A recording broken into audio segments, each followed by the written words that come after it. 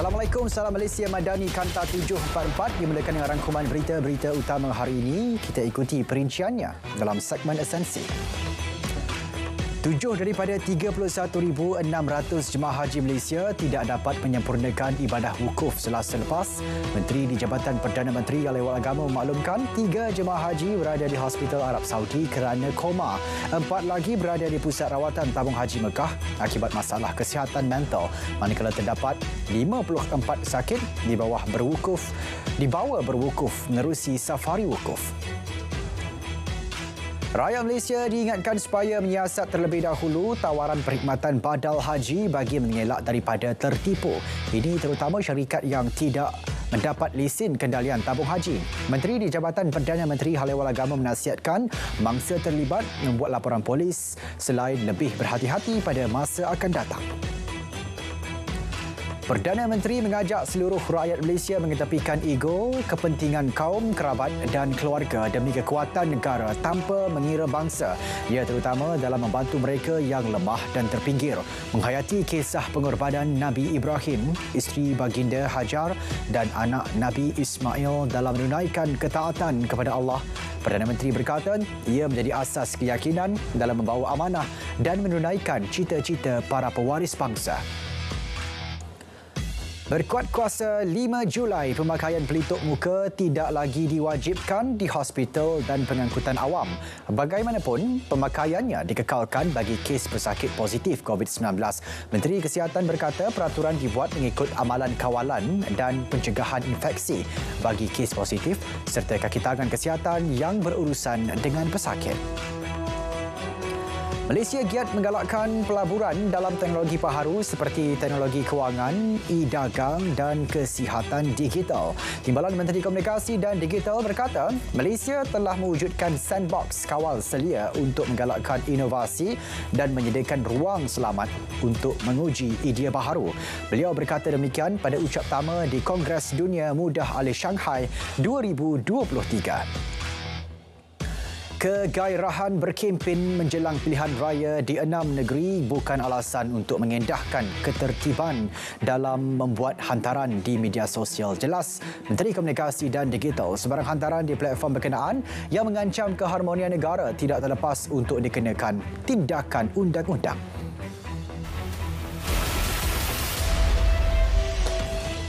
Kutipan tol bagi Plaza Tol Alam Damai akan bermula tengah malam nanti. Sebelum ini, pengguna telah menikmati tol percuma selama 2 minggu bermula 16 Jun lalu sempena pembukaan fasa 2 lebuh raya SUKE. Kadar tol di Plaza Tol Alam Damai bermula RM2.30 bagi kenderaan kelas 1 sehingga RM6.90 bagi kenderaan kelas 3. Kutipan tol akan dilaksana secara elektronik sepenuhnya menggunakan kad Touch and Go, Smart Tag dan RFID. Satu kajian sedang dijalankan untuk melaksanakan sistem penyuraian trafik di kawasan Bandaraya Melaka secara berkesan. Ia terutama pada hari bekerja dan hujung minggu serta cuti umum. Ketua Menteri berkata kerajaan negeri juga sedang mengenal pasti inisiatif terbaik untuk menyelesaikan masalah tersebut.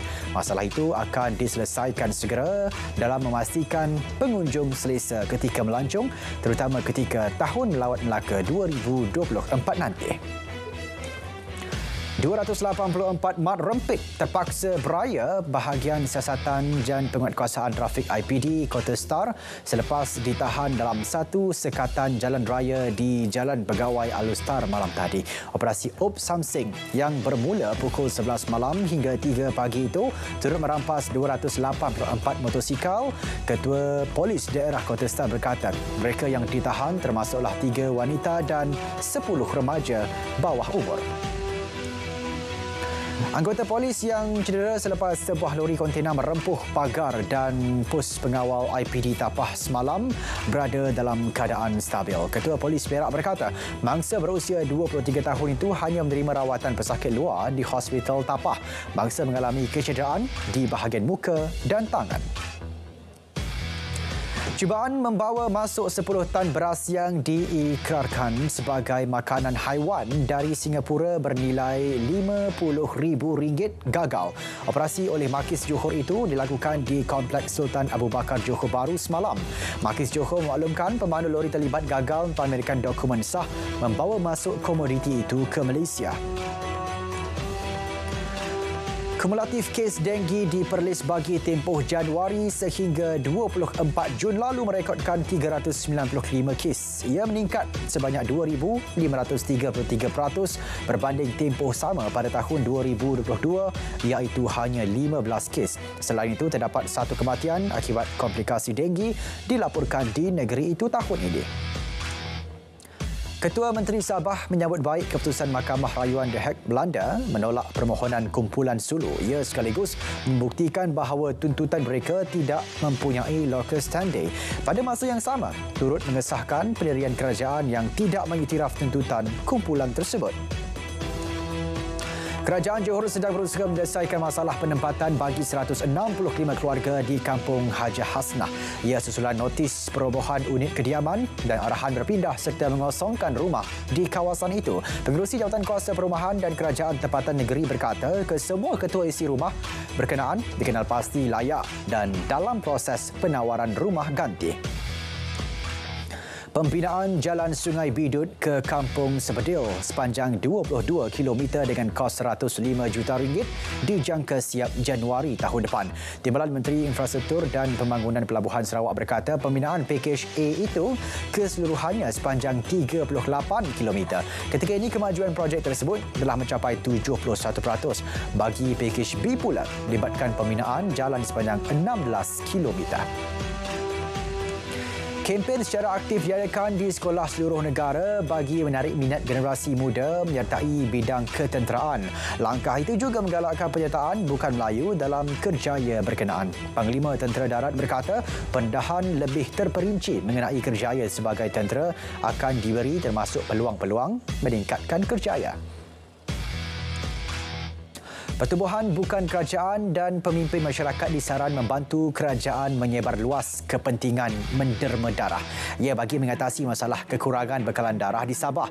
Di daerah Kota Marudu sahaja, 122 pesakit thalassemia memerlukan pemindahan darah setiap bulan.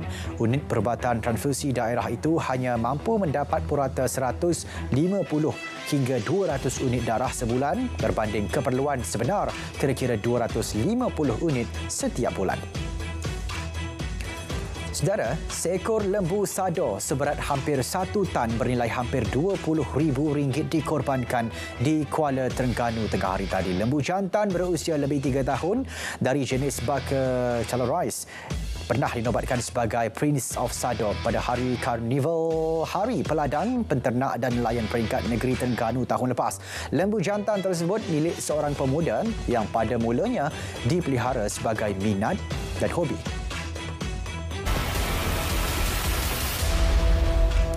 Institusi perbankan di Malaysia akan terus menambah baik ciri-ciri keselamatan selaras 5 langkah utama Bank Negara Malaysia untuk memerangi penipuan kewangan. Ini meliputi tempoh bertenang transaksi, berhijrah daripada perkhidmatan SMS kepada kata laluan sekali OTP. Selain itu, hanya satu peranti mudah alih atau peranti selamat untuk pengesahan transaksi perbankan dalam talian, mengalih keluar hiperpautan daripada komunikasi SMS dan email serta talian hotline 24 jam. Capaian e-borang mulai tahun taksiran TT 2012 hingga 2015 bagi kategori individu, majikan, perkongsian, pertubuhan dan syarikat yang melebihi tempoh 7 tahun ditamatkan mulai 1 Julai. Kemudahan e-filing bagi tahun taksiran berkenaan tidak lagi disediakan. Pengemukaan borang nyata TT 2012 hingga 2015 selepas 1 Julai boleh dilakukan dengan menggunakan borang kertas. Malaysia perlu membangunkan rangka kerja kemahiran masa depan FSF untuk sektor kewangan. Timbalan Gabenor Bank Negara Malaysia berkata, keperluan itu bakal menjadi rujukan tunggal mengenai pembangunan kemahiran serta kerjaya masa depan dalam perkhidmatan kewangan. Kerajaan bersyadah mengadakan mesyuarat khas dengan Kerajaan Negeri Johor awal bulan depan. Ia bagi mengenal pasti peluang dan lokasi strategik untuk membangunkan ekonomi sepadan antara Johor, Singapura dan Indonesia. Menteri KPDN berkata, fokus menumpukan pembentukan jawatan kuasa khas bagi membentangkan pelan tindakan aktiviti komersial seperti pertanian dan petrol bersubsidi. Kadar inflasi yang terus mereda kepada 2.8% pada Mei adalah manifestasi intervensi efektif oleh kerajaan dalam menjamin kestabilan harga. Ini termasuklah dasar semasa yang masih lagi memberi subsidi pukau bagi kebanyakan barakan asas. Ketua Program MBA Putra Business School, Profesor Madya Dr. Ahmad Razman Abdul Latif yakin kadar inflasi mampu kekal pada paras bawah 3% pada tahun ini. Kesatuan Eropah EU dan Malaysia akan meneruskan perbincangan untuk menubuhkan pasukan petugas ad hoc bagi menyokong pelaksanaan peraturan penerbangan hutan EUDR di Malaysia. Ketua Pengarah Alam Sekitar EU, Feng Hojie berkata EU serta Malaysia merupakan rakan strategik yang berkongsi objektif yang sama untuk melindungi alam semula jadi dan biodiversiti. Feng Hojie melawat Malaysia semalam untuk meningkatkan kerjasama dalam isu alam sekitar. Baik, ketika 5G terus mewujudkan gelombang dengan lebih 1.2 bilion pengguna di seluruh dunia, industri komunikasi kini mula bergerak ke arah 5.5G dan 6G. Menurut pemain industri, teknologi 5.5G dijangka meningkatkan keupayaan rangkaian sebanyak 10 kali ganda dan mewujudkan 100 kali lebih banyak peluang perniagaan untuk pengendali. Pada Kongres Dunia Mudah Alih, pemain komunikasi utama terus mempamerkan generasi teknologi akan datang. Usaha yang diberkati. Putera Mahkota Arab Saudi, Putera Mohammed bin Salman bersyukur di atas kejayaan pegawai dan menteri menguruskan jemaah haji pada tahun ini. Baginda bertitah ia adalah kejayaan terbesar sejak pandemik COVID-19. Lebih 1.8 juta jemaah pelusuk dunia mengerjakan haji tanpa sebarang sekatan kali ini. Jumlah jemaah paling tinggi direkodkan adalah 2.5 juta orang pada tahun 2019. Pihak pengawal pantai Amerika Syarikat percaya telah menemui jebisan mayat pada serpihan kapal selam Titan. Susulan itu, pakar perubatan akan menjalankan analisis ke atas penemuan terbaru berkenaan. Serpihan Titan berjaya dikeluarkan dari dasar laut pada Rabu oleh kapal Kanada. Serpihan itu dijangka dapat memberi lebih banyak penemuan baharu berhubung punca letupan yang meragut ke-5 mangsa di dalamnya. Sebahagian tren membawa 190 penumpang tergelincir dari landasan selepas berlanggar sebuah truk. Kejadian berlaku di Moorpark, California kira-kira pukul 11.30 pagi ketika tren berkenaan dalam perjalanan ke Seattle. Hanya 8 daripada penumpang mengalami kecederaan ringan telah dihantar ke hospital. Punca tragedi masih dalam siasatan pihak berkuasa. Hujan lebat yang melanda kawasan luar bandar selatan Chile menyebabkan kerugian besar terhadap sektor pertanian. Situasi turut memaksa kerajaan mensyiarkan ke pertanian di wilayah Valparaiso hingga Bobi. Hujan lebat dalam tempoh beberapa hari menyebabkan wilayah berkenaan berlumpur selain memusnahkan kawasan perumahan. Banjir turut meragut 2 nyawa selain 4 lagi hilang. Pihak berkuasa Peru telah mula mengadakan pelan pemindahan susulan gunung berapi Ubinas yang terus menunjukkan peningkatan aktif sejak awal bulan ini. Rakaman yang disiarkan pihak berkuasa telah menunjukkan kepulan asap dan abu dilepaskan dari kawah gunung berapi. Pelepasan itu mencecah hampir 1.5 km dari puncak gunung. Ubinas adalah gunung berapi paling aktif di Peru dan paling terjejas teruk dilaporkan pada tahun 2019. Kebakaran hutan yang ke-9 dalam tempoh 5 hari melibatkan lebih 1,000 hektar berlaku di Arizona. Ia turut memaksa 1,000 orang dipindahkan. Ratusan anggota bomba telah dikerah untuk memadamkan kebakaran yang dikenali sebagai api berlian. Kebakaran berkenaan mula tercetus pada Selasa. Kawasan sungai di Okinawa bertukar merah akibat cecair pewarna makanan dari kilang minuman alkohol. Pihak kilang yang berdekatan pelabuhan memancing itu berkata ia berkemungkinan berpunca daripada sistem tangki penyejuknya bocor. Firma berkenaan turut meminta maaf atas insiden dan menjelaskan cecair pewarna makanan berkenaan tidak berisiko ke atas kesihatan. Turkmenistan melancarkan sebuah bandar pintar iaitu Arkadak.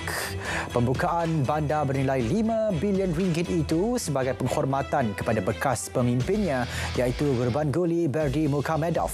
Ia dilancarkan oleh anak lakinya yang juga merupakan presiden ketika ini. Bandar berkenaan terletak 30 km dari barat daya ibu negara Ashgabat. Saudara, Kanta 744 berakhir di sini. Menyusul selepas ini berdana bersama Azamuddin Hussein dan Nurul Hidayah Nawai untuk paparan lebih komprehensif. Saya Syarul Islam. Assalamualaikum. Salam Malaysia Madani, Dekat Perpaduan Penuhi Harapan.